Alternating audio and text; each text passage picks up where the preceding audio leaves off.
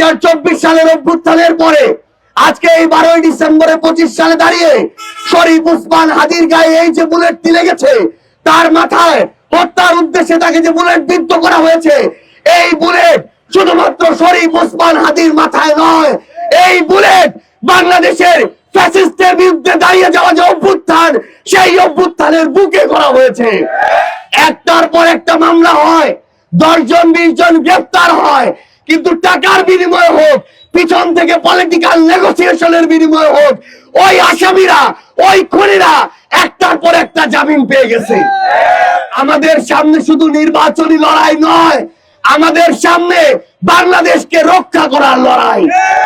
আমরা আমাদের সহযোদ্ধা শরীফ ওসমান হাদি ভাইয়ের জন্য আপনাদের সবার কাছে দোয়া চাই।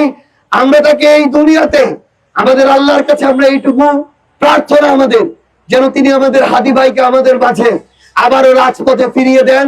কারণ আমাদের জুলাইয়ের যে স্বপ্নগুলো, আকাঙ্ক্ষাগুলো, আমরা শুধু একটা ধাপ পার হয়েছি, শেখ হাসিনাকে পতন ঘটানোর ধাপ। আমাদের আগামীতে অনেক ধাপ বাকি আছে আমাদের কাঙ্ক্ষিত বাংলাদেশ গড়ার।